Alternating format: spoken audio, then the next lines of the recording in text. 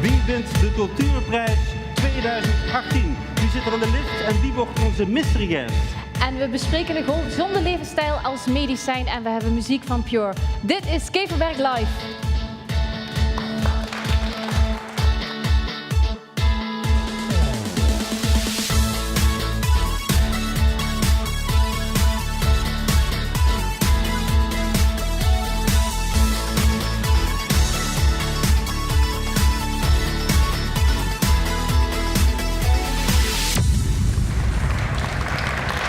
Welkom bij Keverberg Live, de talkshow van de gemeente Pelen-Maas. Straks wie er in de lift zit en wie de mystery guest is. Maar eerst het nieuws van de maand. Ja, nieuws van de maand. Vorige maand zat hij nog bij ons aan tafel.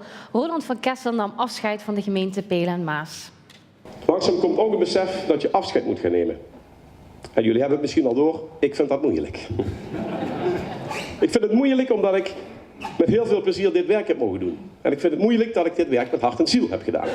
Maar ik vind het ook moeilijk omdat ik de fijne samenwerking met iedereen zo heb gewaardeerd. Het is niet zo dat u niet meer in Kessel komt. Absoluut niet, absoluut niet. Ik bedoel, we gaan natuurlijk op termijn verhuizen. Maar de verbondenheid met Kessel die zal altijd blijven. Hè? De afkomst waar je vandaan komt, die blijft. Houdoe en bedankt.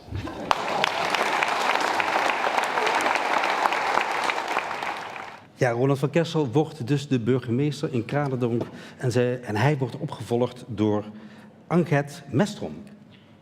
Na het vertrek van Roland en ook het verlies van Arno vind ik dat de partij, heb ik echt moeten nadenken en ik denk nee, ik moet mijn kandidaat stellen. We hadden meerdere kandidaten en uiteindelijk moet je dan keuzes maken we hebben uiteindelijk keuzes moeten maken op kleine zaken die dan spelen. Maar het was zeker een lastige keuze. Ja, en we hebben het voor de eerste keer gehad. De Mijlse maestro Han Koele heeft deze wedstrijd gewonnen en heeft daarbij Bertien van Heugden, Rudy Gommans, Erwin Daams en Jolanda Hoefnagels verslagen. Han Koele!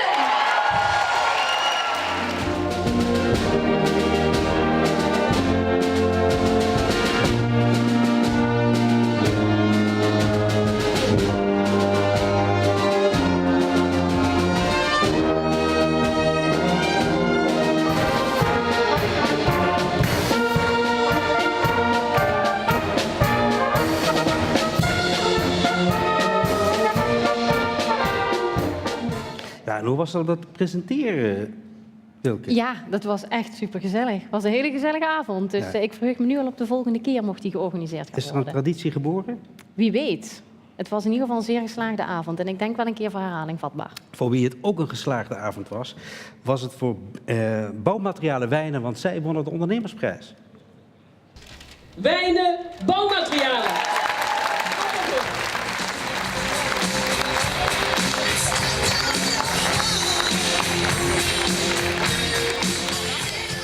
En de 5 hele mooie bedrijven die genomineerd waren, 5 totaal verschillende bedrijven.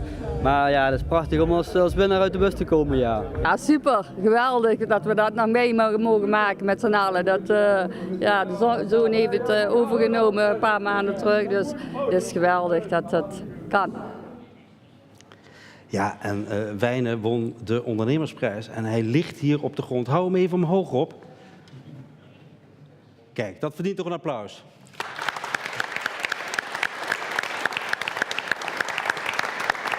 En er zijn er nog meer van jullie bedrijven hier. Allemaal gefeliciteerd. Maar hoe is het om deze prijs te winnen? Ja, dat is een geweldige eer natuurlijk om deze prijs te mogen winnen. Het geeft de onderneming een geweldige boost, hè, voor heel veel publiciteit wat we mee gekregen hebben. En dat is ook voor het team dus echt een goede boost, een bevestiging dat we op de goede weg zijn. Ja. En dan zijn er sommige mensen die bijvoorbeeld 20, 30 jaar werken om een gouden kalf te winnen. Hè? En daarna kunnen ze terugkijken op een geweldige carrière. Nu heb je het net overgenomen en dan win je deze prijs al. Je kunt stoppen. Ja, dat is inderdaad heel snel gegaan. Ja, ik heb denk ik 3 maanden geleden ongeveer het bedrijf overgenomen. Ja. Maar ja, goed, deze prijs die win je niet op de laatste 3 maanden. Die wordt gebaseerd op de laatste jaren natuurlijk wat we allemaal gedaan hebben. Daar hebben we deze prijs mee gewonnen, ja. Van harte gefeliciteerd. Dankjewel. Ja, en wij hebben zoals normaal gesproken ook altijd een vereniging van de maand hier aan tafel zitten. En deze keer is dat de diabetesvereniging. En In het publiek zit de heer Joop Kersen. Meneer, u bent lid van de Diabetesvereniging. Waarom bent u daar lid van geworden? Ja, dat kan ik makkelijk uitleggen. Jouw en mijn hersenen die draaien op bloedsuiker, op glucose. En dat geldt voor iedereen.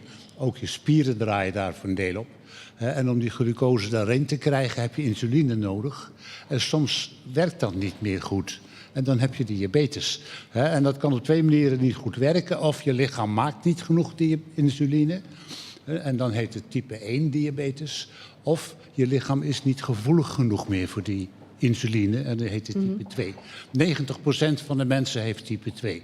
En in Nederland zijn er ongeveer 1,2 miljoen mensen met diabetes. Oh, dat is behoorlijk veel. Ja, dat is 12% of zo. Ja. En in het begin, bij mij begon het toen ik 55 was. En ik was zweterig en ik moest even plassen en heel veel dorst. En naar de dokter gegaan, mijn bloedsuiker gecontroleerd. Ja, dat klopte helemaal niet meer.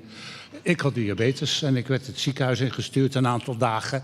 En dan word je ingesteld dat het weer een beetje goed gaat. En een paar dagen na sta je op straat en denk je, wat nu? Ik kan een hypo krijgen, te laag zitten in mijn suiker en allerlei dingen. En dan voel je hoogst ongelukkig en onzeker. En gelukkig had ik toen ontdekt dat er iets bestond zoals een patiëntenvereniging. En daar ben ik lid van geworden. En dan kom je in contact met allerlei andere mensen die ook diabetes hebben en die ook hun problemen hebben en die weten hoe je dat een beetje op moet lossen en zo. Ja. En dat is dan in het begin een geweldige steun. Dat is een van de belangrijkste dingen, vond ik, om lid te worden. En verder heb je ook allerlei belangen in de maatschappij. Met verzekeraars en overheden met rijbewijzen. En overheden met die wel of geen medicijnen willen laten vergoeden in de wet. En daar heb je dus een belangenbehartiging bij nodig. En dat zorgt ook een patiëntenvereniging, zorgt voor de belangen van zijn deelnemers. Ja. De Diabetesvereniging Nederland heeft 40.000 leden, is de grootste vereniging. Maar ook allerlei andere afwijkingen en ziekten hebben hun patiëntenvereniging. Ja. Dus bijzonder verhaal. En betekent dat voor u ook iets dat u in uw levensstijl het een en ander heeft moeten aanpassen? Er is een klein beetje verschil tussen die type 1 en die type 2. Type 1 kan je niet zoveel aan doen. Dan heeft het lichaam zelf zijn insulinemakende cellen vernietigd. Maar die type 2, wat 90% van de mensen heeft, dan moet je een aanleg voor hebben. Dat is een klein beetje erfelijk. Maar je kan het dan krijgen of ook niet krijgen. En dat kan je tamelijk beïnvloeden met je leefstijl. Als je, heel populair gezegd, als je veel te dik wordt, dan schermt het vet de cellen af waardoor de insuline er niet meer bij kan. Ja. Heel populair uitgedrukt. En dat kan je dus een beetje voorkomen door te zorgen dat je niet te veel gewicht krijgt, een beetje verstandig te eten en vooral ook veel te bewegen. Ja. Het Nederlandse advies is 1,5 uur bewegen per dag. En bewegen, dat is stofzuigen of zwemmen of hardlopen of tuinieren. Maar die 2 dingen samen, een leefstijl van genoeg bewegen en verstandig eten, zijn de 2 belangrijkste factoren om dat een beetje tegen te houden. Ja, nou heel erg bedankt voor uw informatie. We gaan zo meteen over die leeftijd hier aan tafel nog verder praten. Ik hoop dat u in ieder geval vanuit uw rol ook nog veel mensen kunt helpen. In ieder geval om ook bij te staan bij het feit dat je inderdaad zo'n ziekte hebt gekregen en hoe je daarmee moet omgaan. Ja. Dus dank u wel om dit onderwerp onder de aandacht te brengen. Oké, graag gedaan. Dank je wel. En wij praten verder over leefstijl als medicijnen. En laten we even beginnen met Rob Elens, huisarts. Hoe luistert u naar dit verhaal? Hoe heeft het zover kunnen komen dat er zoveel mensen in Nederland aan diabetes lijden? Ja, dat is een hele goede vraag. Want vaak volgen de mensen het advies op wat ze overal lezen. En wat ik in mijn praktijk aangeboden krijg.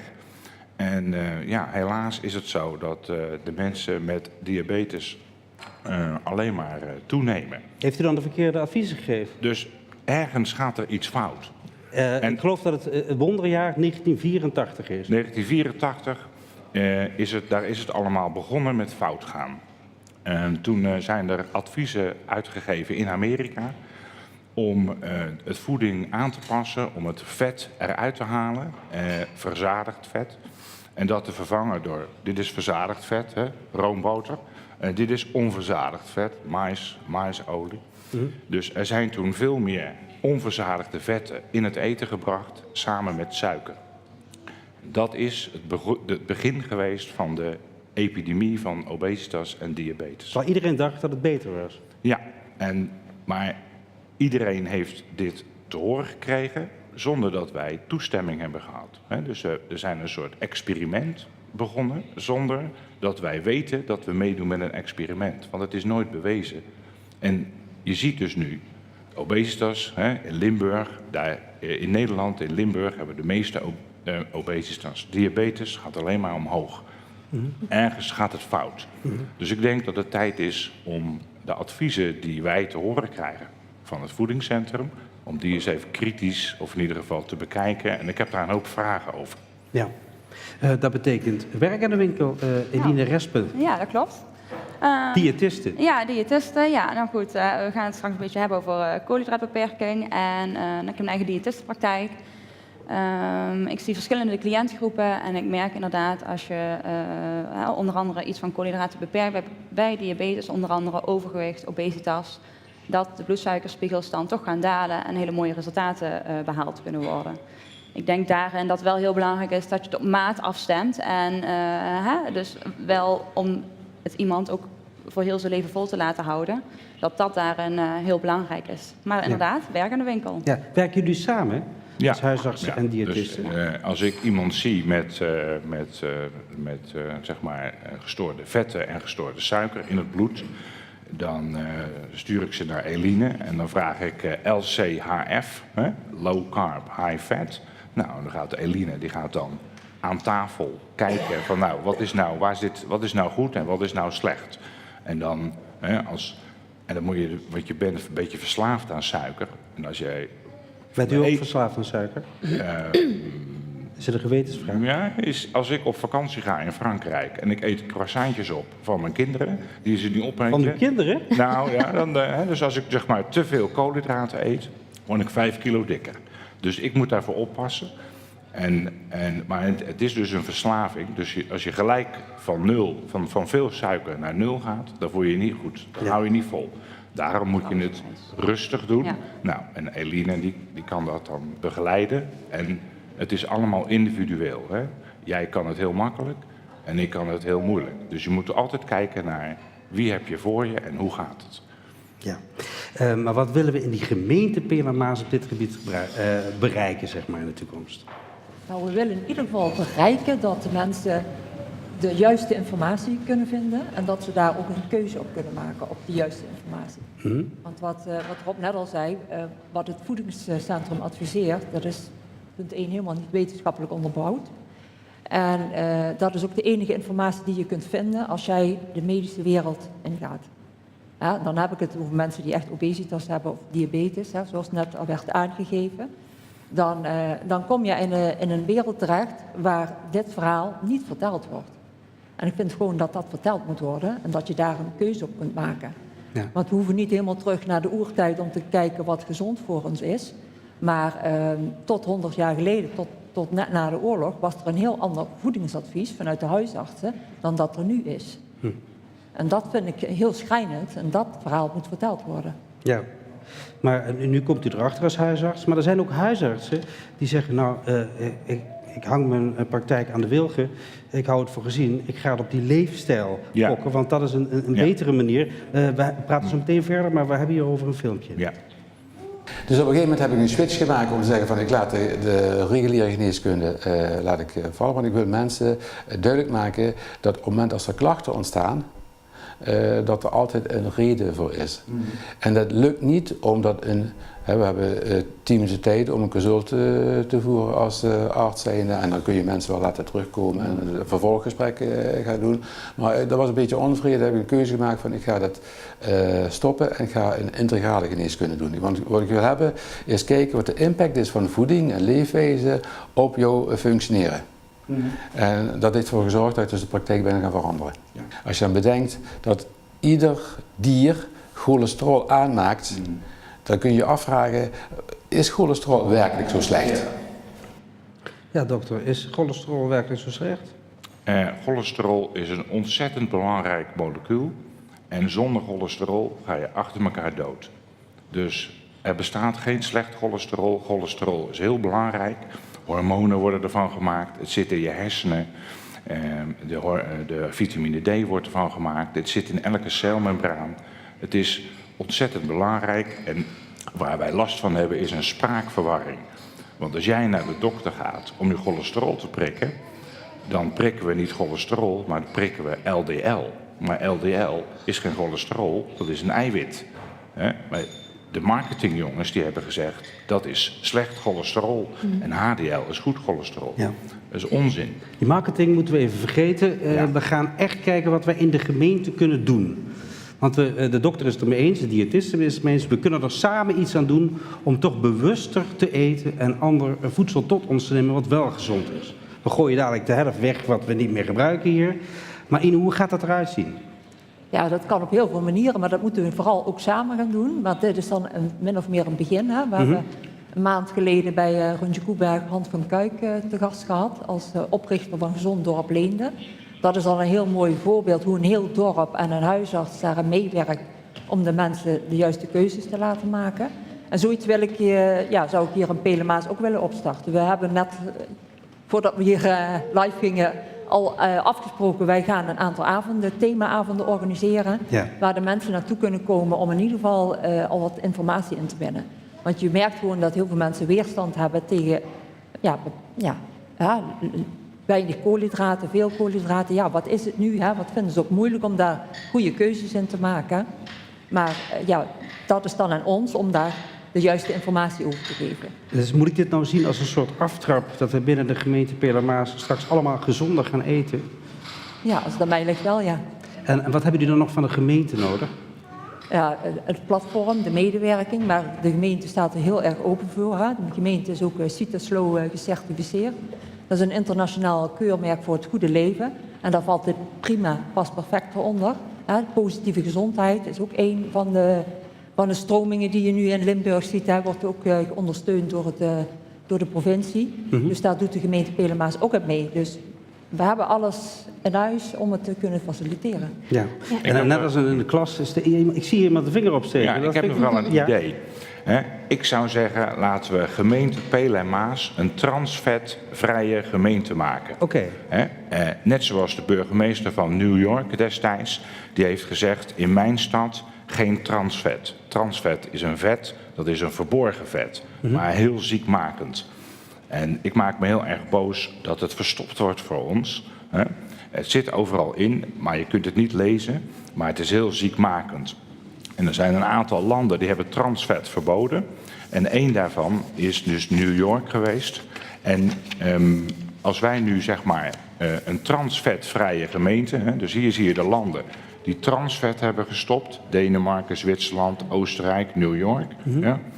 Effect 11 minder doden per 100.000 inwoners per jaar. Nou, als je dat gaat omrekenen op Nederland, heb je het over 2380 minder sterfgevallen aan hart- en vaatziekten. Nou, als je dat neerzet tegen het aantal doden in het verkeer, wat er 700 zijn, dan vind ik nogal wat. Dus transvet, dat wordt erin gedaan om het lekker te maken en lang houdbaar te maken. Dus weg van de supermarkt, dus ga naar de boer, ga naar de bakker, ga naar de slager. Maak het gewoon af met vet, kokosvet, frituur in gewoon dierlijk vet en in kokosvet. En dan is er alles, daar kan het lichaam mee omgaan. Oké, tot slot even een rondje. Mee eens, diëtisten? Nou, ik denk dat het vooral op maat moet. Dat het allerbelangrijkste is als diëtiste. Op maat, wat wil de cliënt hebben? Wat is er nodig? En als we echt over diabetes hebben en een koolhydraatbeperking, overleg met arts, praktijkondersteuner. Let op medicijnen, let op hypo's. Dus echt op maat is het allerbelangrijkste. En wat is het meest gebruikte excuus voor mensen? Want als ik naar mezelf kijk, ik heb altijd wel een reden om niet te beginnen met gezonder te leven bijvoorbeeld. En wat hoor jij het meest in je praktijk? Wat hoor ik het meest in mijn praktijk? Ja, heel verschillend, heel wisselend. Sommige mensen weten het ook niet. Dus, maar ook het uitstelgedrag. Maar ook onze maatschappij, we hebben zoveel bewerkt eten. En het is meer, gaat terug naar de groenteboer, naar de fruitboer, naar de slager. Ik denk vooral de hoeveelheid onbewerkt eten, dat te veel in onze omgeving nu aanwezig is. We hebben de aftrap gedaan hier. in de Keverberg. Dit moet een vervolg krijgen. Of het vrij wordt, dat weet ik niet. Transvetvrij. Ja, dat wou ik ook zeggen. Ja. Dat bedoel ik, ja. Dus het is zo ingewikkeld. Kijk, het staat er niet op. Maar goed, sorry. Nee, want we moeten een klein beetje afronden nu. Ja. De tijd dringt. Ja. Maar u doet ook mee om transvetvrij te worden, begrijp ik. Ja, dus samen hè, dus gemeente Pedermaas, transvetvrij of andere manieren. Maar de aftrap, Ine, is gedaan. Dit moet een vervolg krijgen binnen de gemeente. Nou ja, de eerste thema zal wel worden de roomboterrevolutie, lijkt me zo. Dus dat vind ik een hele mooie. Ja. We zijn hier getuigen van de roomboterrevolutie. Dank voor de komst hier naar de studio en we volgen het op de voet. En wij gaan kijken naar Inigo, want die is bij de gemeente op bezoek geweest. Want op dit moment is het zo dat het nog niet echt vriest buiten, maar toch kraakte de coalitie een klein beetje. En Inigo ging polsen of dat scheurtjes heeft opgeleverd.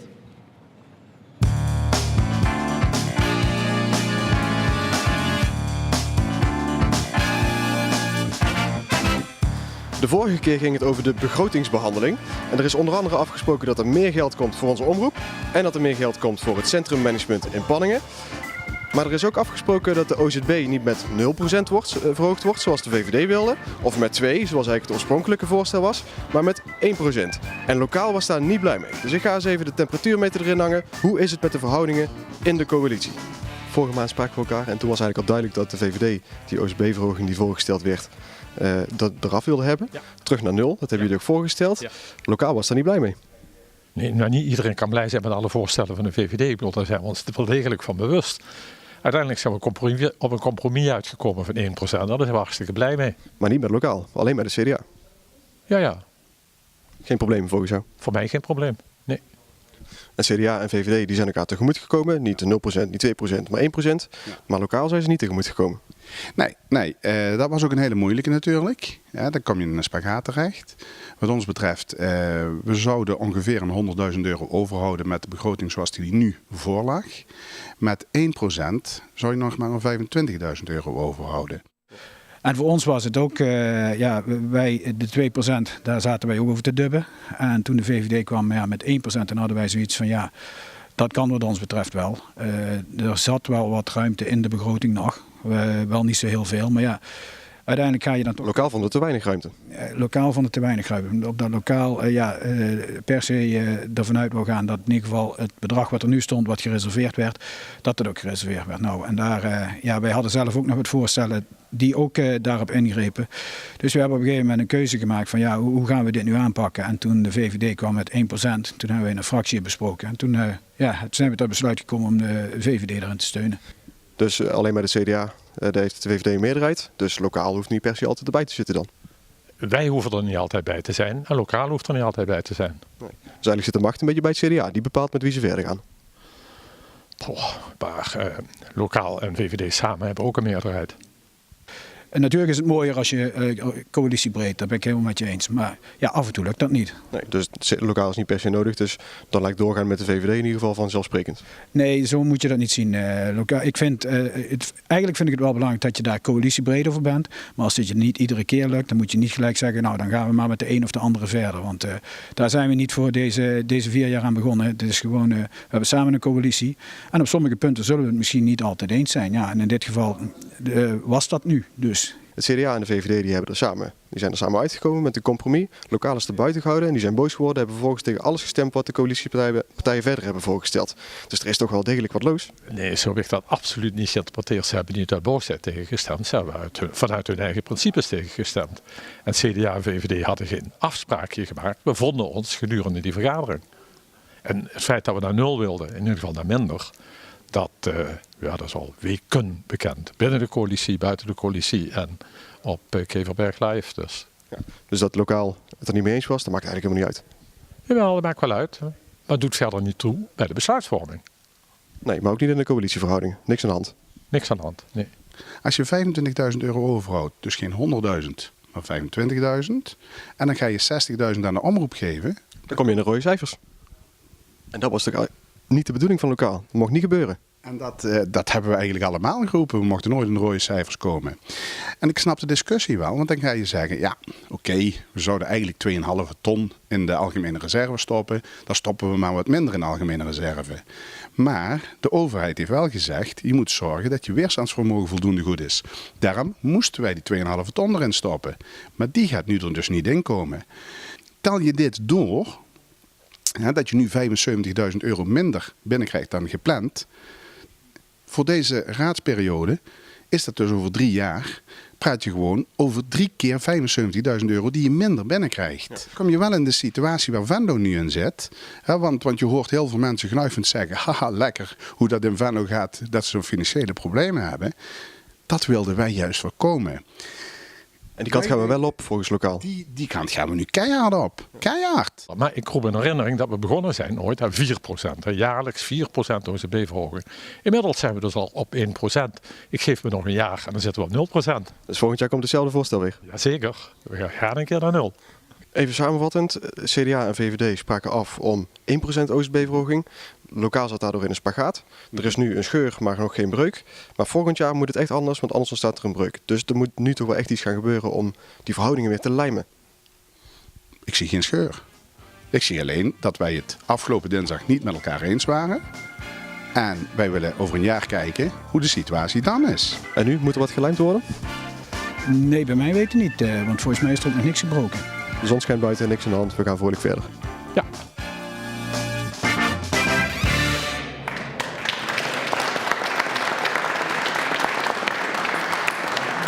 En gelukkig schijnt ook de zon vandaag weer buiten, maar niet voor één speciaal persoon, want die zit al een tijdje in de kelders hier, in de kasteel de Keverberg. We hebben een aantal tips laten voorbij komen op Facebook en we laten ze nu nog 1 keer zien. En mocht u het weten, nou dan laat het via Facebook eventjes aan ons zien. Wie zit er deze maand in de kelders van de Keverberg? Deze persoon is altijd jarig, draagt zorg voor vele kinderen.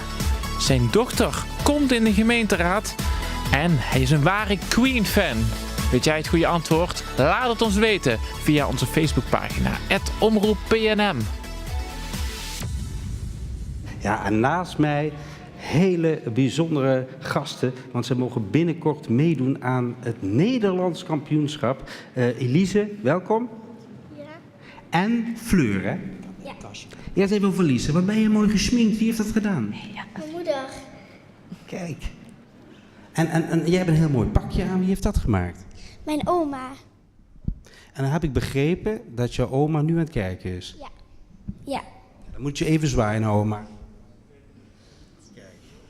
Hey, en jullie hebben meegedaan aan het Limburgs kampioenschap en nu mogen jullie door naar het Nederlands kampioenschap. Hoe is dat? Ja, heel leuk. Had je dat gedacht? Ja, nee. Nee, eigenlijk niet. Had jij het gedacht, Fleur? Ik ging er wel vanuit. Jij hebt iets meer zelfvertrouwen. Jij dacht, ik ga voor het Nederlands kampioenschap. En na het Nederlands kampioenschap, dan komt het? Europees kampioenschap. Oh ja. Ga je dat redden? Denk ik niet. Nog niet. Hey, maar luister, jullie hebben normaal gesproken meer ruimte nodig, hè? Als jullie gaan optreden. Ja. Hoeveel ruimte heb je dan nodig? Ja, echt bijna. Echt deze hele zaal. Deze hele zaal. Dus eigenlijk moeten wij nu allemaal naar buiten en dan kunnen jullie dan optreden. Ja. Ja. Nou, ik denk niet dat dat gaat lukken zo snel, hè? Maar nu hebben jullie speciaal iets gedaan, voorbereid voor een hele kleine ruimte. Klopt dat? Ja. Wat gaan jullie doen? De duurshow die wij hebben voorbereid. En jongens, we praten over majoretten, hè? Ja. En is dat moeilijk? Nee. Dat valt wel mee. Jongens, heel veel succes. Ik maak even plaats voor jullie. Jullie gaan voor ons optreden. Geef ze een geweldig applaus.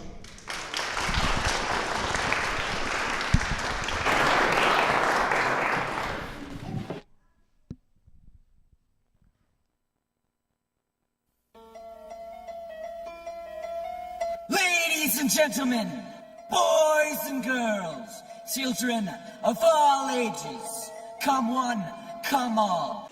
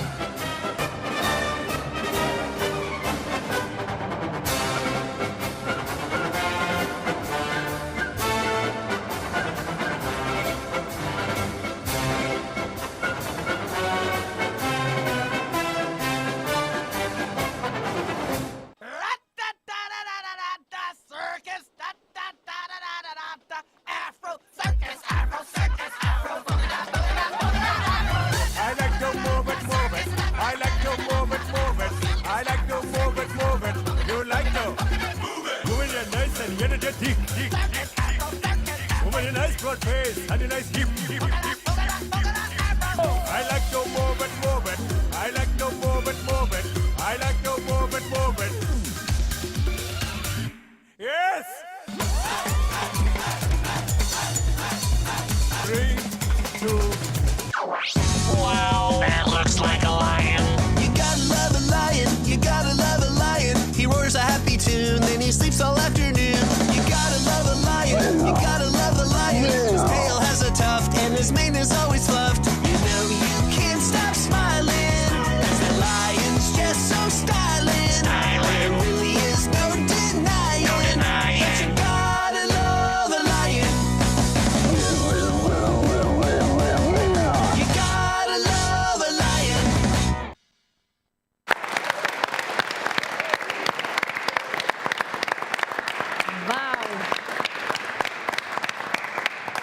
Dames, wat te gek zeg. Nou, dit is toch cultuur van de bovenste plank. Dan moeten die mensen die hier aan tafel zitten helemaal blij van worden. Supergoed gedaan, meiden. En dat gaat helemaal goed komen straks bij die volgende kampioenschappen. Nou, we gaan hier zo meteen aan tafel verder met gesprek over de nominaties voor de Cultuurprijs. En wij hebben aan tafel zitten Peester Joosten en Cor Konings, Rob Biroen en Lisette Hilkes. Allemaal van een eigen tak van sport die genomineerd zijn. En 30 november, vrijdag 30 november, wordt er bekendgemaakt wie er vandoor gaat met deze prijs. Ik ga even beginnen bij u, meneer Joosten. PJP Film en TV-producties. Vertel, hoe lang doet u dit al? Vanaf 1985. Een behoorlijke poos. Ja, Ja. En waar bent u op dit moment heel erg druk mee? dat is te veel om op te noemen. Nou, één belangrijk dingetje. Beetje in de tijd van het jaar? Wat erg leuk is om de beleving van Funpop. Dat is een festival voor mensen met een beperking, om daar nieuwe dingen voor te verzinnen. Ja. Dat is iets anders dan tv-producties maken, maar zeker zo leuk en misschien nog veel spannender. Ja, waarom is dat veel spannender? Die mensen die leven op het moment. En wat nog veel belangrijker is, ze drijven op de beleving. Niet zozeer op het geouwe van ons, maar op de beleving van het moment. Ja, daar kunnen we eigenlijk allemaal best nog wel iets van leren, zou ik zeggen. Nou, ik heb altijd gezegd, als je naar Pinkpop... Ik heb zelf ooit op Pinkpop gespeeld. Maar als je daar kijkt... Op Funpop hebben de mensen echt plezier. En op Pinkpop is het meedoen met de massa. Nou ja, ik ben ook wel regelmatig naar Pinkpop geweest, maar ik heb altijd wel heel veel plezier gehad daar. Zal ik even onderbreken, maar Peter, ooit op Pinkpop gespeeld? Ja. Met wie? Met Spray. Toen hadden we een band met 3 man. En toen speelde ik basgitaar, zong en een voetbas met de synthesizer. Okay. Wauw. Welk jaar is dat geweest? Ik geloof 84. In het kantoor hangt nog een poster. Oh, mooi. Dat is wel echt heel bijzonder om op Pinkpop te staan, lijkt mij. Het viel tegen. Viel het tegen? Ja. Oh, nou, dan moeten we deze illusie Ik maar had even er me meer van vasthouden. voorgesteld. Okay. En waarom viel het tegen dan, Peter? Te weinig publiek? Nee, het lag niet aan het publiek. Maar het lag meer aan ons eigen kunnen. Oh, het publiek reageerde niet zoals u van tevoren had gehoopt? Nou, dat was een beetje in de punkrock scene. En ja, ze gingen niet zo uit hun dak als ik had gehoopt. Ja. Dan hoop ik dat dat bij die Sinterklaas musical beter gaat. Wie weet. Ik zou zeggen, kom allemaal kijken. Dan zie je in ieder geval hoe de kinderen uit hun dak gaan. Maar dit is al de 3e editie, wordt dat, hè? Het is de 7e musical. Oké. Die ik heb geschreven, maar dit is de 3e editie hier in het kasteel. In het kasteel, oké. Nou, ja, want ik hoorde inderdaad u dat straks al vertellen, hè, dat er misschien een jonge dame is die een heel klein stukje zou willen zingen. En ik begreep dat dat Kiki is. Oeh, dat wordt wel een beetje spannend. Wil je zingen, Kiki? Hey Kiki, wij zouden het heel spannend vinden om dat eens te horen. Zullen we samen doen? Zou je dat durven? Doen we allemaal samen. Ja. Doe je mee? Moet ik wel even weten wat de tekst is natuurlijk. Wij hebben honger. Zullen we samen zingen? Wij hebben... Oh, helaas. Nee. Ik denk dat ze echt honger heeft nu. Ja, ik denk het ook. Ja, dat is natuurlijk ook wel heel... Bente kan dat ook. Ja. Wil jij?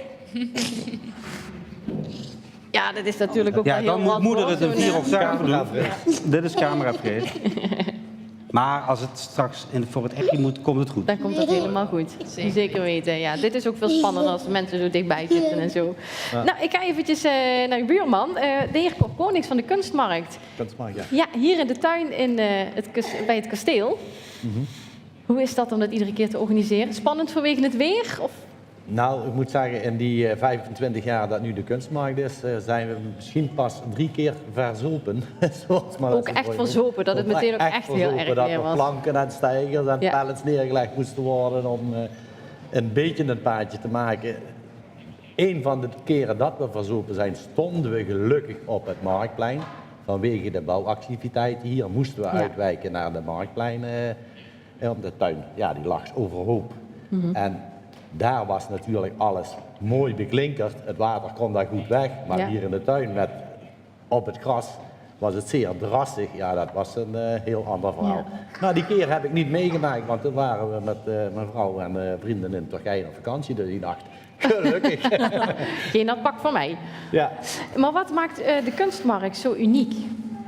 De kunstmarkt is uniek omdat dat al een evenement is wat 25 jaar eigenlijk op dezelfde plaats plaatsvindt. En door het feit dat we al jaren en jaren kunnen bogen op heel veel vrijwilligers die het mogelijk maken om het jaarwerk wat de organisatie eraan heeft op die dag ten uitvoer te brengen. Ja. Het is, zonder die vrijwilligers gaat het gewoon niet.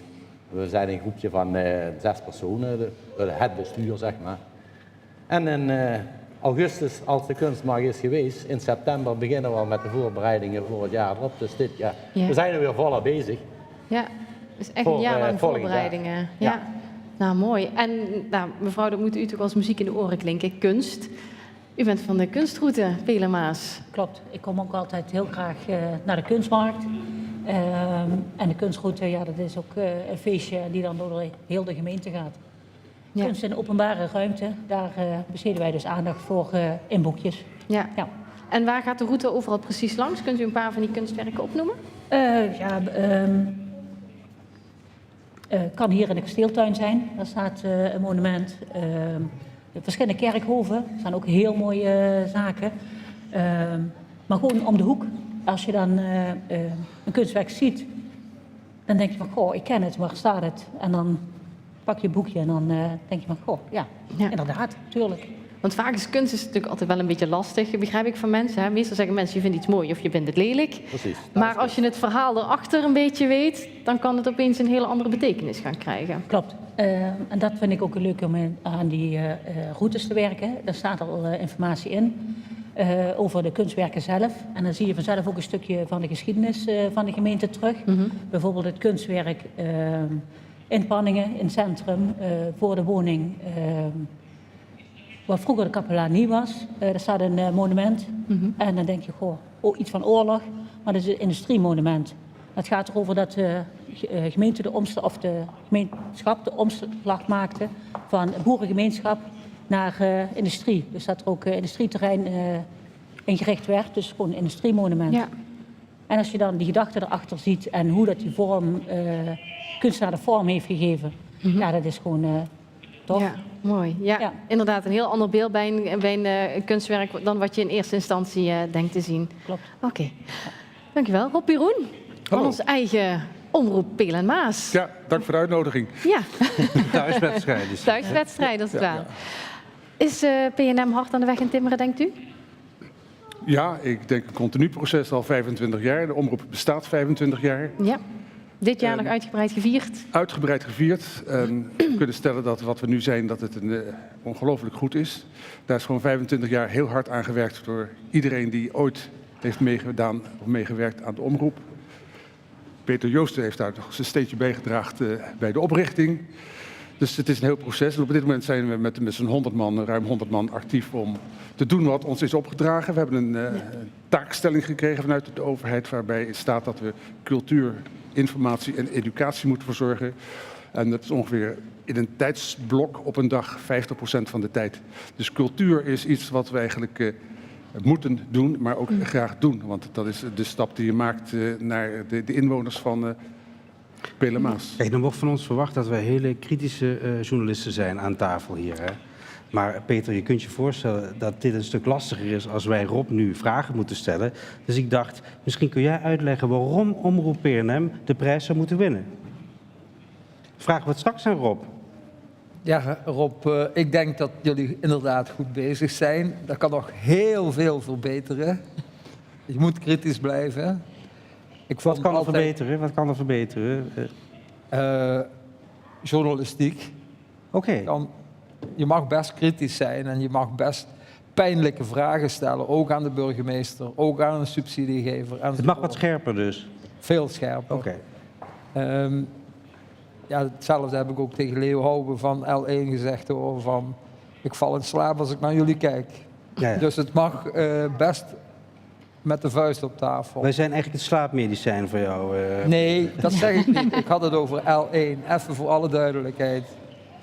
Maar dingen moeten gewoon uitgesproken worden. En je hoeft niet altijd je mond te houden. Ik bedoel, we hadden nooit iets kunnen bereiken. Hadden nooit bijvoorbeeld een kinder-OLS kunnen regelen. Als ik had rekening moeten houden met 175 Limburgse schutterijen. Dat kan niet. Dus je moet op een bepaald moment zeggen, en zo gaan we het doen. En dat geldt ook voor de omroep. Dat is niet zozeer een vraag, maar veel meer een advies. Ja. Gewoon hard met de vuist op tafel. Ja, dat klopt. En dat willen we ook heel graag doen. Dat is ook de reden geweest dat wij subsidie hebben aangevraagd en dat het ook behandeld is in de begrotingsvergadering van de gemeente. We hebben helaas niet gekregen waar we om gevraagd hadden, maar we hebben toch wel in ieder geval iets gekregen. En wat we met dat geld willen doen, is die kritische journalistiek. We hebben ook als opdracht gekregen vanuit de overheid om kritische journalistiek te doen. Wij horen te zijn de waakhond van de samenleving. Wij kunnen ons niet veroorloven om kritische journalisten aan te stellen, hè, want er is toch een verschil tussen vrijwilligers die journalistiek doen en professionals. We zijn ook bezig met een samenwerkingsverband te smeden tussen de omroepen in Noord-Limburg. Daar hoort ook de vraag van hoe gaan wij om met journalistiek. En wij zouden bijvoorbeeld graag een professionele journalist willen hebben die we dan delen met de omroepen. Maar budgetair gezien is het probleem altijd van hoe betaal je dit soort mensen. Oké, we gaan nu even op de inhoud zitten. Dat was eigenlijk de bedoeling van leg even uit waarom zij zouden moeten winnen en andersom. Ja. Maar jullie geven elkaar als advies. Jullie vinden elkaar eigenlijk hier. Nou, we hebben elkaar al vaker gevonden. Ja, ja. Dus. Maar even voor de duidelijkheid, ooit begonnen bij PNM, hè? Ooit mede opgericht, geloof ik? Of hoe ging het ook alweer? Ik zat toen in de programmaraad. En sindsdien is het beter geworden, toch? Alleen maar. Kijk. Een van de belangrijke dingen is dat ze zich inderdaad concentreren en houden bij hun eigen identiteit. Daar kan ik niet genoeg op hameren. Ik heb altijd gezegd, het gebied tussen Peel en Maas heeft een eigen identiteit. Daar moet je op inzetten. Je kan best naar kijken wat in de rest van het land gebeurt, maar vooral de mensen hier en de volkscultuur die hier heerst, om die te respecteren en te steunen. Ja. Mag ik dan nog één keer aan Cor vragen wat zijn lievelingskunstwerk is voor die kunstruute? Ja, want ik hoor dat u wel naar de kunstmarkt gaat, maar heeft u ook wel eens de kunstroute gedaan? Eigenlijk sta ik ook aan de wieg van de kunstroute. Ja. Lisette die heeft me ooit een keertje benaderd met dat idee wat dan nu mooi uitgewerkt hier op de tafel ligt.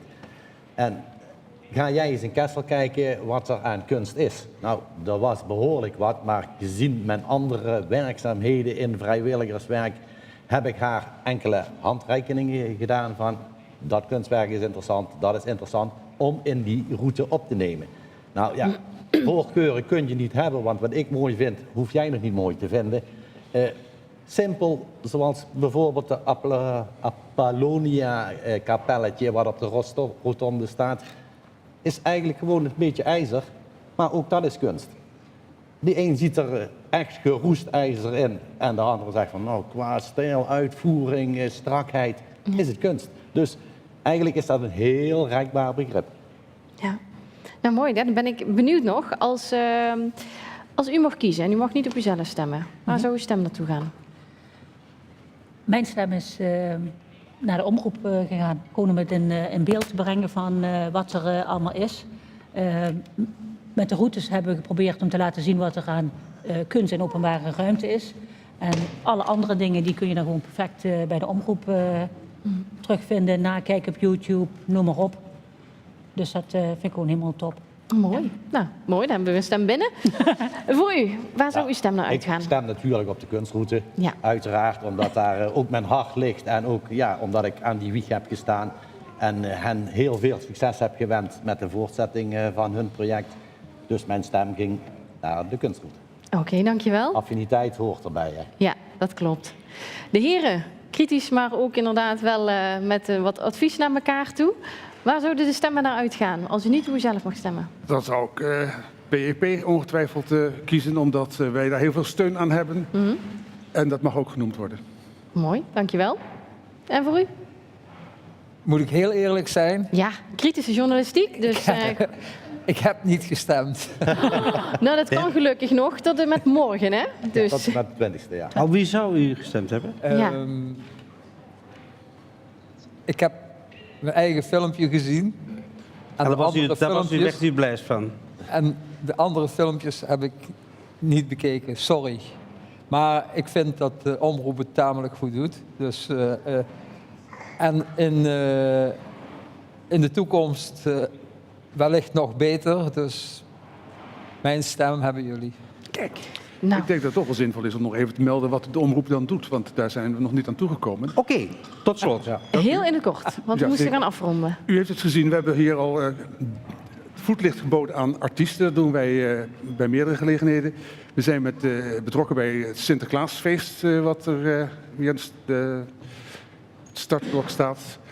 Verder dit jaar krijgen we nog het het PNM-hoes. Ja, daar bieden we een podium aan artiesten.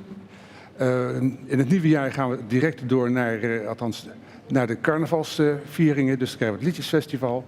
En tussendoor bieden we ook nog de mogelijkheden aan diverse artiesten om op te treden op radio en tv. Ja. Dank u voor de tijd. Dankjewel. Ja. Ja, nou dan wil ik nog heel even zeggen dat u kunt nog een dagje stemmen. Dus 20 november kunt u niet meer stemmen. Dus morgen, vandaag gaat nog lukken. En 30 november is de uitreiking van de Cultuurprijs. En ik wens jullie allemaal dus nog heel veel succes. En voor wie het nog niet gedaan heeft, ga naar de Facebookpagina van de Cultuurprijs en breng je stem nog uit.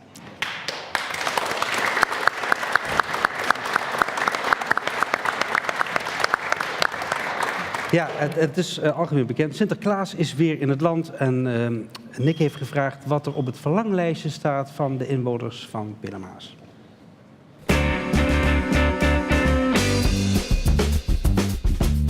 Ja, Sinterklaas is vandaag aangekomen in Kessel en ik ben eigenlijk wel benieuwd of mensen hun schoentje gaan zetten en wat er op hun verlanglijstje staat. Dus dat gaan we even kijken. Stond er ook alweer op uw verlanglijstje? Een vakantie. Een vakantie. En de rest gaan we nu ook even zien. Ja, mevrouw, Sinterklaas en kerst staan weer voor de deur, maar wat staat er eigenlijk op uw verlanglijstje? Kerst staat voor de deur. Mijn verlanglijstje, dus even kijken, wat staat erop? Een lekker weekendje weg, als ze dat me kunnen geven. Een schoene armband of een leuke ring of lekker parfum. Nou, dat was wel binnen toe van de, ja, wie moet het zeggen, van de luxe dingen. Ik moet eerlijkheidshalve bekennen, ik heb er nog niet over nagedacht. Ik hoor alleen maar mijn kleinkinderen de hele tijd, hup, ik wil dat, ik wil zo. Zelf heb ik er nog niet over nagedacht. Allemaal spullen voor het turnen en ja, een Hummel trainingsbroek voor het voetballen. Dus je doet voetballen? Ja. En heb je ook een voetbal gevraagd of? Nee, maar dat ga ik nou wel doen. Wat staat er op uw verlanglijstje? Niks. Sinterklaas? Ja. Op mijn verlanglijstje. Ja, ik krijg niks voor Sinterklaas, hè, dus ja, dat is het weer. Stout geweest? Ja, heel stout. Nee, mijn vrouw is in verwachting, dus ik krijg een kleine. Ja, ik laat me gewoon verrassen. Ik heb niks iets specifiek van wat ik graag wil hebben. Alles is meegenomen. Dus gewoon geen vakantiereisje of vlieg? Ik ben nog nooit op vakantie geweest. Nee? Echt niet. Nee. Gewoon dat alles goed gaat en iedereen happy is, dat vind ik belangrijk. En de rest vind ik helemaal niet zo spannend. Ja, natuurlijk ook sieraden. Je kunt niet genoeg hebben, toch? Nee? Nee, ik althans niet. Een paar klompen. Een paar klompen? Echt gele? Gele klompen, ja. En waarom? Ja, omdat ik die leuk vind. Gaat u ook een schoentje zetten? Schoentje, ik heb maat 45 om eerlijk te zijn, dus zeg maar rustig, ik ga een schoen zetten. En nu is het natuurlijk de vraag, gaat Sinterklaas mij ook wat brengen? Ik ben heel benieuwd dus. Nou, vast en zeker gaat hij iets brengen. Want zo is de Goedheiligman wel. Wij zijn aanbeland bij de mystery guest. Want wie is deze man? Queen-fan. Altijd jarig. En zijn dochter komt in de gemeenteraad. Nou, ik ga even vragen aan het publiek. Want dit moet volgens mij een inkoppertje zijn. Want hier zitten mensen die weten van de hoed en de rand. Wie kan ik het woord geven? Wie weet wie de mystery guest is? Dat is niet zo moeilijk. U krijgt nu een microfoon. Wie is de mystery guest? Ja, Rudy Peters natuurlijk. Is niet zo moeilijk. Het is niet zo moeilijk. Nee. U wist het meteen. Ja. Wat gaf de doorslag? Allemaal, alle drie de dingen. Kinderen, zijn dochter en Queen was het, geloof ik, hè? Ja. Dan moeten we ze de volgende keer iets moeilijker maken, die hints. Ja, we hebben gewoon een heel intelligent publiek. Ja. Daar komen we nu achter. Hij was een van de eerste die de film gezien heeft bij in Panningen. Het zal wel heel erg zijn als hij het nu niet is, hè? Ja, nou, dan ga ik naar huis. Oké, we gaan hem bekendmaken. Ja. Onze mystery guest.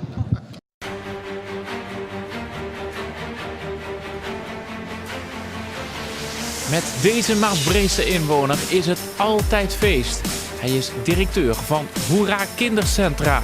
Daarnaast is hij een ware Queen-fan en bezocht hij deze maand als een van de eerste de nieuwe film Bohemian Rhapsody. De mystery guest van deze maand is Rudy Peters. Je bent zo bekend als de bonte hond, geloof ik inmiddels. Ja, ik denk de laatste weken waren drukke weken voor de camera bij jullie omroep, zeker? Ja, waarom bent u voor de camera gekomen steeds? Nou, eerst in oktober natuurlijk de ondernemersprijs Pele Maas, waar ik voorzitter van ben. Dus de winnaar die had mij denk ik ook wel geraden, lijkt me. Ja. Was het mee eens met deze winnaar? Of ik het mee eens? Ja, wij waren anoniem eens als jury. Dat is geen enkele discussie. Ja, ja. En waarom nog meer? Ja, en de dag daarna, 's morgens met een halve kater, inderdaad, zoals Marijn net al mooi vertelde, de echte première van de Queen-film. Tot de dag van vandaag al meerdere keren van genoten hebben. Volgende week ga ik voor de derde of de vierde keer. Nee. Ja, echt? Absoluut. Maar ik snap het niet. Hè. Als u Queen-fan bent, dan heeft u vast en zeker ook biografieën gelezen van Freddie Mercury. Ja. En dan weet u dat er 17 feiten niet kloppen in de film. Ja. Ja. Dat moet toch pijn doen als u naar de film kijkt? Nou, ik denk dat er maar één waarheid is. En dat is dat Freddie het zelf wist. En die kan het helaas niet navertellen. Maar ik heb vorig jaar in Montreux de persoonlijke assistent van Freddie Mercury gesproken. Die aan zijn sterfbed zat. En die heeft me ook nog wel dingen verteld die ik niet wist. Maar die heb ik beloofd voor mezelf te houden. Dat is wel heel bijzonder. Dus Pieter Frieston hebben wij ontmoet. Ja. Ja. Hoe krijg je het voor om zo iemand te ontmoeten en zomaar even gezellig over Freddie Mercury te babbelen? Ieder jaar is er in Zwitserland, in Montreux, wordt zijn verjaardag gevierd in 5 september. En met Jeroen samen gaan we met regelmaat naar Zwitserland, naar die avonden. En Pieter Frieston organiseert dat. En wij zeiden tegen elkaar, we liepen daar op straat en we zeiden per toeval, hoe gaaf zou het nou zijn als we hem nu tegenkomen? En we keken om, is geen grapje, en hij liep achter ons. Ja, we hebben een uur lang met hem koffie gedronken, dat heeft hij alles verteld. Maar wat kan er dan eventueel niet verteld worden? Want daar ben ik wel nieuwsgierig naar. Wat ligt er dan zo gevoelig, wat hij op zijn sterfbed gezegd heeft, wat hij dan niet vertelt? Ja, maar dat ga ik u niet vertellen. Ja, maar waar ging het dan ongeveer over? Nou, het ging vooral over zijn persoonlijkheid. Wat ik heel bijzonder aan hem vind, en wat mensen zien als een extravert persoon op het podium, maar vooral zijn intogenheid. Hij zei, als hij nu bij had gestaan, dan had hij je niet aan durven kijken. Zo verlegen was die man. Dat komt ook wel een beetje in de film. film. Komt wel een beetje terug, ja. Dus dat klopt wel, hè? Ja, klopt wel, ja. Het feit dat hij vlak voor het Live Aid optreden, waar menigeen naar gekeken heeft en erg van onder de indruk was, een bekentenis deed dat hij HIV positief was, klopt niet. Nee, volgens mij niet. Nee. Ik ga hem nog wel navragen. Ik weet dat hij het 1 keer heeft verteld tegen zijn bandleden, daarna is er nooit meer over gesproken. Nee. En tot 10 dagen voor zijn dood, eigenlijk over 10 dagen voor dood was hij in Montreux in de studio's en heeft hij het laatste nummer ingezongen. Ja. Maar ik vind het wel pijnlijk, want we zitten ook bij elkaar op Facebook. Hè, want dan kun je een beetje kijken wat we van elkaar wat we doen. En toen zag ik, ja, maar die Rudy is niet alleen maar Queen-fan, maar die heeft ook nog een voorliefde voor Doe Maar. Ja. Heb je nou een bepaalde stijl waar je van valt? Of zeg je nou, het maakt niet uit? Nee, ik ben eerlijk, ik ben een hele brede muziekliefhebber. En voor mij zijn er meerdere muzieksoorten die ik vind het altijd mooi als mensen iets... Kijk, Doe Maar, Henny Vrienden staat daar gewoon, ik ben een vrijdagavond naar Doe Maar geweest in Eindhoven. Die man is 70 jaar. Die staat gewoon, die komt binnen en het lijkt gewoon of de tijden stil blijven staan. En die staat gewoon te rocken met zijn ska-muziek waar hij het alleen maar kan. Dat vind ik fantastisch als mensen zoiets kunnen. En dat maakt me eigenlijk niet uit. Het gaat heel breed qua muziek zo. Ja. Ooit heb je in de gemeenteraad gezeten. Ja. Nu neemt je dochter dat stokje over. Ik maak me wel een klein beetje zorgen of zij wel goed geheimen kan bewaren. Nou ja, er komt weer dat social media. Op een gegeven moment, die mystery guest, iedereen had je geraden. Maar toen kwam de vraag, dochter komt in de gemeenteraad. En toen was zij de eerste die reageerde, hé, die ken ik. Ja, dat moet ik vond die stelling ook wel heel duidelijk. Volgens mij was het daarmee heel snel duidelijk wie dan de mystery guest zou zijn. Ja, of je moet echt totaal niets weten van de gemeenteraad en hier net komen wonen. Ja. Altijd jarig, ja, dat heeft natuurlijk te maken met... Ja, met Hoera. Ja. Want ik heb begrepen ooit dat jij geen echt functioneringsgesprekken doet. Hè? Zo van, we gaan even lekker, hoe noem je dat, poppen? Nee, dat doen we niet, hè? Nee, wij hebben een hele eigenwijze kijk, eigenzinnige kijk op onze bedrijfsvoering. Hoe wij omgaan, wat onze cultuur en onze organisatie is. En een van die dingen die daar niet bij past zijn functioneringsgesprekken. Dat past er niet bij. En hoe doe je dat dan? Hoe hou je dat dan bij? Nou, ik vind een functioneringsgesprek om 1 keer per jaar te horen van je baas hoe het gaat, vind ik heel raar. Ik bedoel, dat moet je eigenlijk iedere dag horen. Dus wij hebben de afspraak met elkaar, wij delen als cultuur alles met elkaar. En we praten met elkaar en dat doe je niet in een officieel gesprek. En als je aan een directeur of een werkgever vraagt waarom doe je een functioneringsgesprek, is het eigenlijk alleen maar voor... Ja, als er ooit een probleem met die medewerker ontstaat, dan heb ik iets nodig voor de ontslagprocedure. Ja, allemaal flauwekul, moet je gewoon niet aan beginnen. Je moet gewoon met elkaar in gesprek zijn. En volgens mij krijg je dan ook die beste medewerkers. En hoe bevalt dat? Prima. Ja? Ja. Het scheelt mij heel veel tijd. Het scheelt heel veel tijd zelfs. Ja. Dus wij doen het allemaal verkeerd. Ja, ik vind dat heel veel bedrijven het echt helemaal verkeerd doen. Ja. Hoe je met je personeel omgaat als werkgever, werknemer. Ja, weet je, het moet een familie zijn. En ik praat ook niet 1 keer per jaar met mijn vrouw. We hebben ook geen functioneringsgesprek. Dat doe ik hoop ik iedere dag. Maar het gaat wel goed, hè? Ja, het gaat heel goed. en dat moet je in je bedrijf niet anders doen. Ja, en dan, wat hadden we nog meer voor tips? Dochter komt naar een gemeenteraad, altijd jarig, Queen-fan. Ja, en eigenlijk zag ik ook zelfs al de foto bij de quiz. Waarbij dan het kenmerkende, zeg maar, hoe moet ik dat netjes uitdrukken? Gewoon ronde hoofd in beeld kwam. Hier kunnen we eens kijken. Ja. Zelfs dit was al genoeg om jou te raden. Ja, het was een minder... Alsof er geen andere, zeg maar, mensen met dit kapsel in de gemeente Peerdermaas rondlopen. Dat zou kunnen. Misschien de dikte van het hoofd iets, maar ja, doe mijn best, maar ja. Had jij hem geraden of niet? Ja, ik had hem wel geraden, ja. Alleen al de foto was er genoeg? Ja, nou, en nog wat andere informatie inderdaad. Dat kon ik, ja. Hey, en boven waar vroeger de kinderdroom was, wat gebeurt daar allemaal? Ja, daar komt nu een nieuwe kinderdroom. Daar zijn eerst was het kinderdroom met een tremaatje erbovenop, nu wordt het letterlijk kinderdroom. Met alle helden die we daarop willen ontwikkelen. Ja. Samen met Prisma, met het onderwijs en Hoera, ontwikkelen we daar een nieuwe leerwerkontwikkelplek. Bouwens gaat ook meedoen, dus meerdere. Hè. Daar zul jij ook alles van mee betrokken worden als het goed is. Om met name kinderen in Peerdermaas op een andere manier te laten ontwikkelen als alleen het reguliere naschoolse opvoedprogramma of het basisonderwijs. Waarbij heel veel ruimte gaan ontstaan voor dat kinderen zelf hun keuzes kunnen maken. En ook ondernemers mee gaan participeren om ook kinderen echt weer een vak te leren. Ja. Techniek, programmeren, maar misschien ook Omroep PNM zou daar jullie zouden daar zelfs die zouden daar misschien wel de locatie van kunnen maken om met enige regelmaat te zitten. Kijk. Het wordt achterop geschreven, begrijp ik. Ja, er zitten natuurlijk wel kosten aan verbonden, dat begrijp je wel. Want, we kunnen altijd over praten. Om toch die kwaliteit te kunnen leveren, wat Peter Joosten net zei, dat heeft allemaal wel een prijskaartje. Maar jij als ondernemer weet natuurlijk als geen ander hoe dat werkt. Ik ben wel blij dat jullie overigens subsidie ontvangen, want ik vind wat meneer Joosten straks zei over de identiteit wel heel belangrijk. Ik hoop dat PNM echt lokaal kan blijven.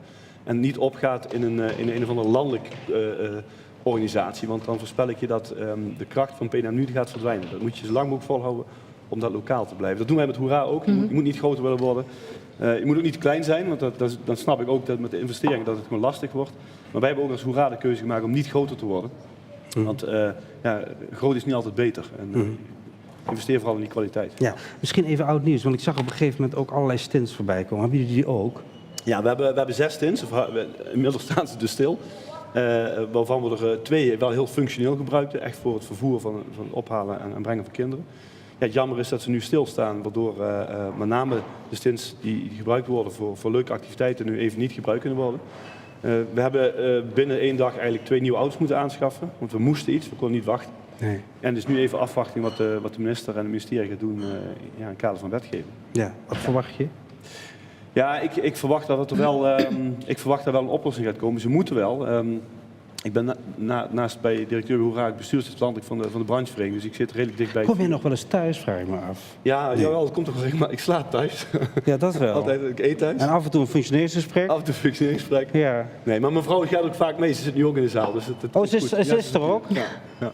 Ik moet even kijken. Steek even de vinger op. Zij gaat dan ook mee naar de bioscoop. Verdekt opgesteld hier. En zij is ook mee naar de bioscoop geweest. Oh, dat ook? 's Morgens ben ik met Jeroen geweest en s'avonds ben ik met Elle geweest. Dus ja, komt helemaal goed. Ja. God, ja, dat is echt ongelooflijk. Nee, maar ik vroeg me even af, zo druk in de weer en dat gaat zo voorlopig door? Of op een gegeven moment zijn de plannen een beetje op?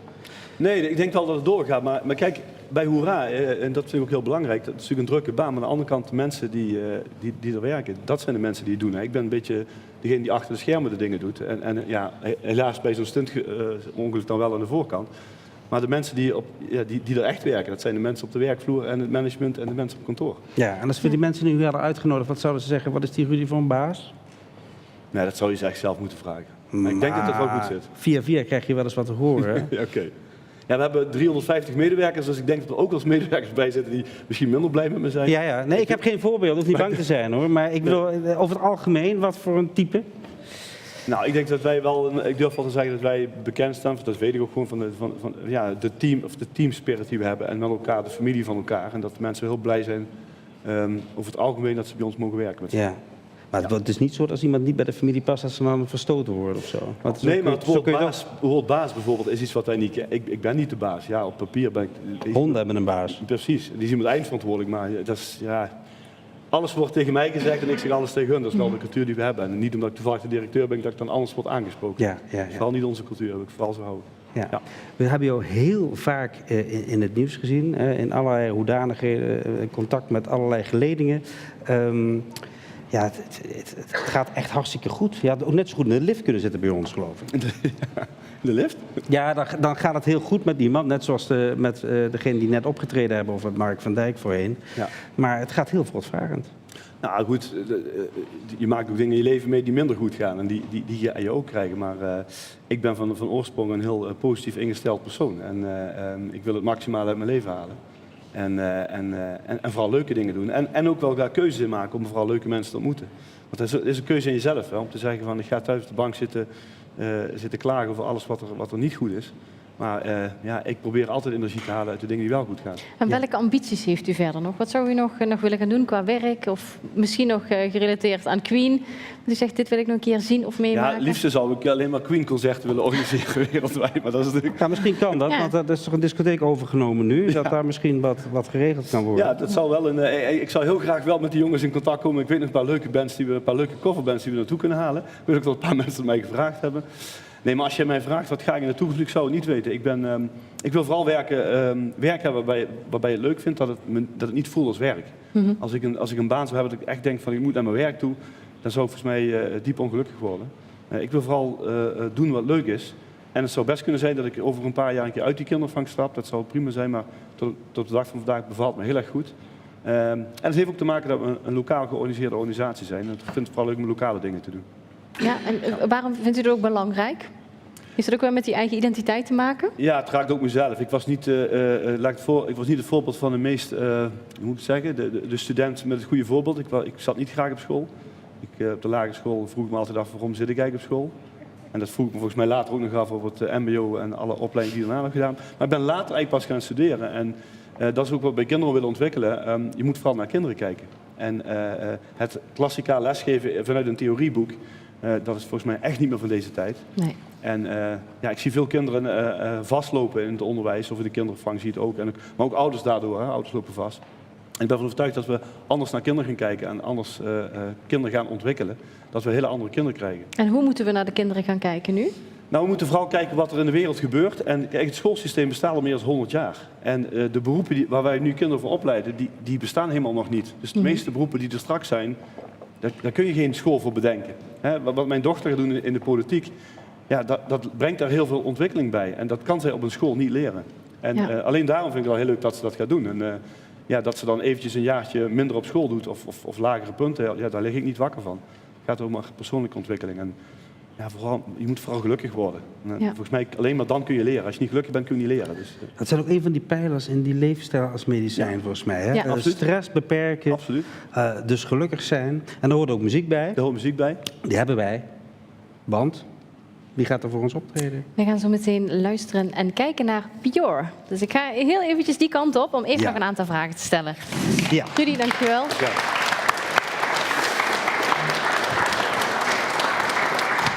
Want voor ons gaat spelen Pure en ooit hebben ze wel eens in het kasteel de Keverberg gespeeld. Maar gelukkig is er één van beiden terug. Want normaal zijn ze met z'n tweeën. Ja, normaal met z'n tweeën inderdaad. Ja, tegenwoordig zelfs met z'n vieren. Met z'n vieren? Oké. En hoe heten uw companen, zeg maar? Dat is zangeres, pianiste Nienke Krijns. Dat is Wietske Boesveld en Somaya Shiba. En u bent Jos? Ik ben Jos van Rens. Jos van Rens, ja. En Pure, waar komt die naam vandaan? Nou, dat is ongeveer 3,5 jaar geleden is het begonnen dat we puur met muziek aan de gang gingen. Dus zo klein mogelijk en zo puur mogelijk. En toen gingen we op zoek naar een naam, een domeinnaam. Website-naam. Toen waren alle andere puur namen al vergeven. Toen bleef Pure fonetisch bleef over, dus dat is hem geworden. Nou, klinkt mooi. Ja. Een erg mooie naam. En ook hele aparte muziek. Ik heb eventjes wat geluisterd op YouTube. Hoe zou u het zelf omschrijven, wat jullie van stijl hebben? Keiharde luistermuziek. Keiharde luistermuziek. Kijk, dat is er eentje die heb ik nog niet gehoord. Nee, maar dat is ook wat we... Ja goed, dat is... Er wordt heel veel gepraat over muziek en et cetera. En wat wij doen, wij spelen de muziek. En wat we ook terugkrijgen van het publiek. In deze tijd, als je de radio aanzet, dan hoor je lawaai, lawaai, lawaai, lawaai. En wij doen ons best om de muziek te laten klinken. Om dus de transvetten uit de muziek te halen en het pure, gezonde element over te... En wat zijn die transvetten in de muziek volgens u? Lawaai. Echt lawaai? Ja. En dat kan van alles zijn. De ene vindt schreeuwende gitaren. Misschien er zijn mensen die Queen lawaai vinden. Ik weet het niet. Ja, nou, kijk, als ik de radio aanzet, wat me opvalt, bijvoorbeeld, ik noem dan L1, dan is ook als iemand aan het praten is, hoor ik constant lawaai in de achtergrond. Schijnbaar hoort dat tegenwoordig. Ik weet niet of jullie dat ook hebben bij jullie omroep, maar ik vind dat heel jammer. Want dan word ik constant, heb ik ruis in mijn oren en ja, ik vind het juist prettig om ook naar stilte te luisteren. Ja. Nou, dat geeft mij in ieder geval wel een inzicht om eens anders naar muziek te gaan luisteren. Ja. En zeker als ik de radio aanzet. Maar wat gaat u voor ons spelen? Ik ga een nummer spelen, dat is al een jaar of 30 geleden heb ik dat geschreven. Dat heet My Puppy and I. En dat is voor mijn doen is dat een beetje een steviger nummer. Maar dat dateert ook uit de tijd dat ik nog met een bluesrockband door Nederland toerde. En nou, dat nummer gaat zeg maar over dat hondje. Ik heb ook een bedrijf, ik ben ondernemer. En ik maak tot voor kort, toen mijn hondje nog bij ons woonde, iedere dag een rondje met hoofdbewaking, Flea. En dan besprak ik met hem de zaken voor de dag en daar gingen we mee verder. En nu het hondje dus weg is, dacht ik van, hé, wacht even. Dat liedje, dat gaat gewoon over Flea. Over mijn hondje en ik. Nou ja, jullie weten, iedere hondenzitter weet hoe belangrijk dat hondje voor hem of haar is. Ja, dat klopt. Ja, we hebben er zelf thuis ook in. Ja. Dat is geen hondje meer, dat is een behoorlijk apparaat. Maar goed, ik ben benieuwd, want u vertelt mij er straks ook nog iets over 24 november. Staat nog het een en ander te gebeuren. Ja. Vertel. Ja, dat klopt. 24 november, volgende week zaterdag, dan speel ik samen met Wietske Boesveld in het muziekpodium Thalia in Baarlo. My hometown, waar ik ooit geboren ben. En daar spelen we het programma Cohen Cassidy. Dus wij noemen dat de parels uit het repertoire van Leonard Cohen, zowel als Eva Cassidy. En we doen het wel eens vaker, dan geven we ook, zoals nu dan zaterdag, gelegenheid aan een talent die, ja, hij of zij, jong of oud, maakt allemaal niet uit, maar iemand die zegt van, goh, ik wil 2 of 3 nummers wil ik spelen, met piano zichzelf begeleiden, gitaar, met een backing track, maakt allemaal niet uit. Misschien dat Ruud wel een liedje van Queen wil komen doen, het kan allemaal. Het hoeft zich alleen maar aan te melden via ons e-mailadres info@pure.me. We hebben wel een probleem, namelijk die datum die jij noemt, dat is de sterfdag van Freddie Mercury. Nou, ja, daar gaat Rudy waarschijnlijk... Nee, dat kan niet, hè, Rudy? Dat is een reden te meer om een ode te brengen aan Mr. Mercury. Ja, en de muziek. Ja. Ja, nou, dat is goed. Maar mensen kunnen zich nog steeds aanmelden tot wanneer? Ja, liefst tot een donderdag een beetje, want dan kunnen we die dingen die we voor moeten bereiden, eventueel kunnen we dan ook voorbereiden. Want degene die dan komt, die willen we ook wel een mooi podium geven. Ja. Alles is er, geluid, instrument eventueel zelf meenemen. Er zijn geen kosten aan verbonden, er is ook geen wedstrijd. Het is gewoon van, nou, degene die iets zijn of haar talent wil laten zien of horen. En daar geven we het podium aan. Nou, heel mooi initiatief. Inderdaad, heel bijzonder met deze informatie in de dag. Ja, heel treurig. Maar ja, de sterfdatum inderdaad van Freddie Mercury. We gaan nu even luisteren naar u, dames en heren. Even een applausje voor Pure.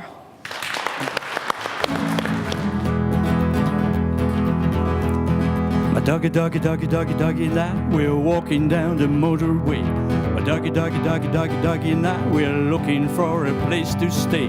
My doggy, doggy, doggy, doggy, doggy and I, we're laying down on a sunny day. Way down, low down, easy feeling, We're walking down the line, chasing dreams of gold. We're walking down the road, no more worries, no hurries on us. Papa, papa, papa, papa, papi and I, we're walking to the Burger King. Papa, papa, papa, papa, papi and I, we wanna eat some meat to see.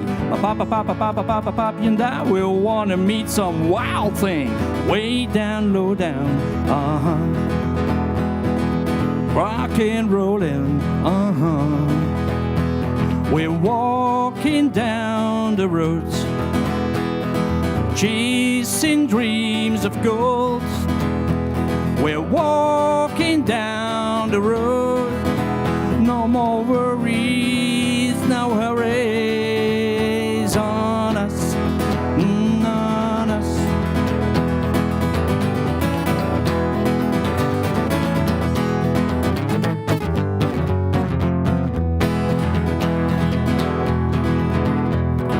Honey, honey, honey, honey, honey and I, we're walking down the motorway.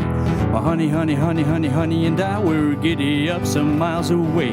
My honey, honey, honey, honey, honey and I, we hurry down and hear us say, way down, low down, fast lane walking, We're walking down the road, chasing dreams of gold.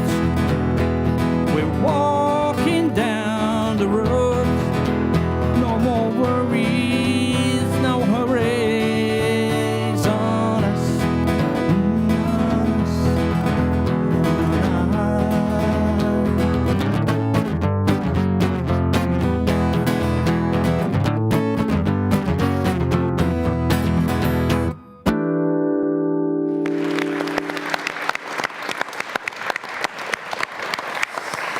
Ja, volgende maand zijn we er meer, maar dan op 30 december.